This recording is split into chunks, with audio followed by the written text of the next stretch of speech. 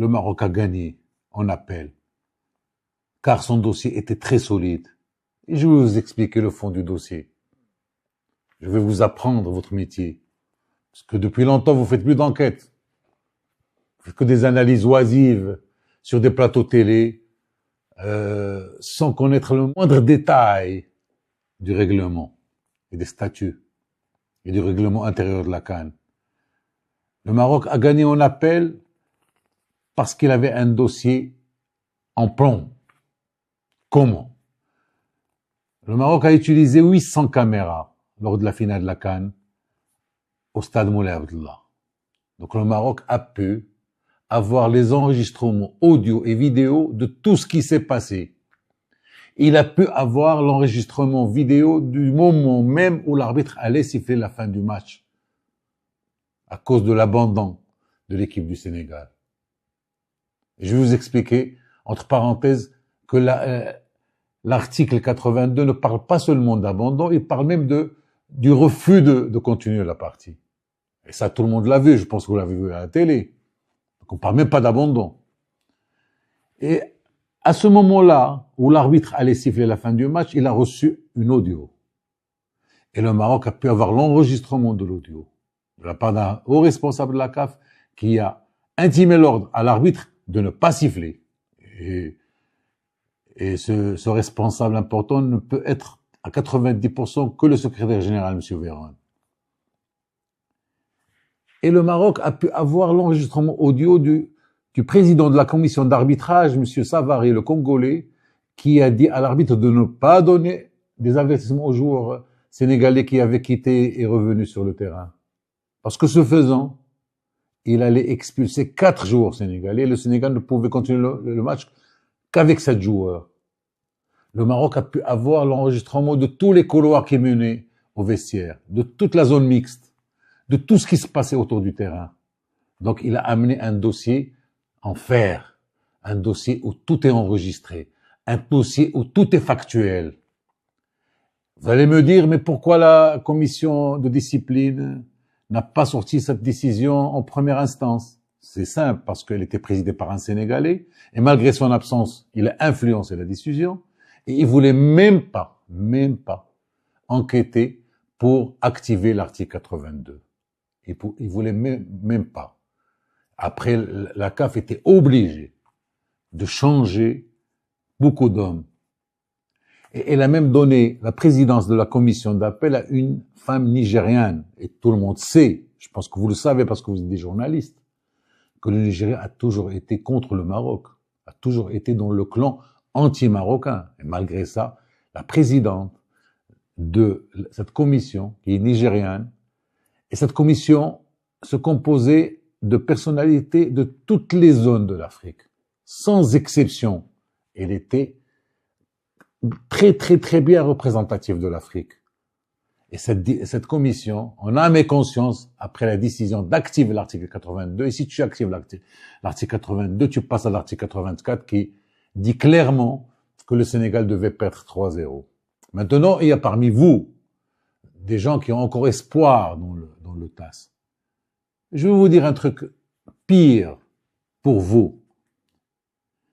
C'est que la CAF aurait consulté le TAS avant de prendre sa décision. Elle a vu quel jugement peut avoir le TAS sur un dossier pareil. Elle a vu que le TAS allait dans le sens du Maroc. Maintenant, le Sénégal a le droit d'interjecter appel. Laissons le droit travailler. Laissons le droit faire son chemin. Je ne sais pas si l'appel va être accepté au niveau de la forme, parce que le Sénégal n'a pas épuisé tous ses recours au niveau de la CAF. Et elle a fait la bêtise de ne pas faire appel au premier jugement. Donc ça, c'est un autre débat. Mais même si le Sénégal peut aller au TAS, est-ce que vous croyez que le TAS va aller à l'encontre des règlements et donner la victoire au Sénégal? Est-ce que vous croyez ça sérieusement? Enquêtez. Au moins, je n'ai pas vu une seule fois dans un plateau français un journaliste qui amène l'article 82 qui le discute. Tout le monde parle de abandon, alors que rien que le fait de refuser de continuer le match est suffisant pour déclarer une équipe forfait. Donc le Maroc n'a pas gagné par favoritisme. Le Maroc n'a pas gagné par favoritisme, il a gagné parce qu'il a un dossier solide. Maintenant, si vous ne voulez juger ou commenter que les sentiments, ça c'est votre problème. C'est sûr que le peuple sénégalais va être sentimentalement abattu. C'est logique parce qu'il a fêté sa coupe, il a fêté ses joueurs, il a donné ses primes. Et 2 mois après, il se retrouve débouté. Maintenant, il y a parmi vous qui disent, mais c'est pas normal que ça arrive après 2 mois. Mais le temps judiciaire, messieurs les Français, n'a rien à voir avec le temps réel. Même en politique chez vous, le temps judiciaire peut parfois venir 3-4 ans après. Et dans le football, il y a eu beaucoup de cas, beaucoup d'antécédents. Marseille a bien fêté son titre en 92 et elle a été déchue de son titre. La Juve a bien fêté avec les médailles son titre en 2006. Et quand il y a eu l'affaire des écoutes téléphoniques, on lui a enlevé son titre et on l'a donné à l'Inter. On lui a même enlevé le titre 2005. Et beaucoup d'exemples. Beaucoup d'exemples. Je me vois en train de donner des exemples aussi primitifs à des journalistes censés être au courant de tout, au moins analyser. Vous avez abandonné l'analyse. Vous avez abandonné le reportage. Vous avez abandonné l'enquête. Tout ce qui vous intéresse, de parler et de frôler le sentimentalisme des petits peuples, entre guillemets, parce que vous les considérez comme des petits peuples. Au contraire, la CAF n'a jamais été aussi juste dans sa vie. La CAF vient d'ouvrir une nouvelle page du respect du règlement. Et croyez-moi, plus jamais une équipe n'osera, ne réfléchira même pas à quitter le stade ou à abandonner le jeu. Croyez-moi, et vous allez voir l'avenir. Parce que si on avait laissé le Sénégal faire, pas mal d'équipes allaient le faire chaque week-end.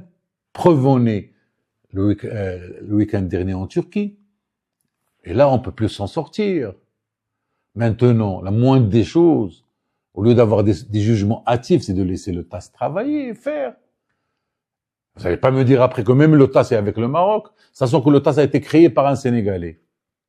Et de toutes les manières, entre le Maroc et le Sénégal, quelle que soit la crise actuelle, c'est des peuples frères depuis des décennies, depuis des centaines d'années.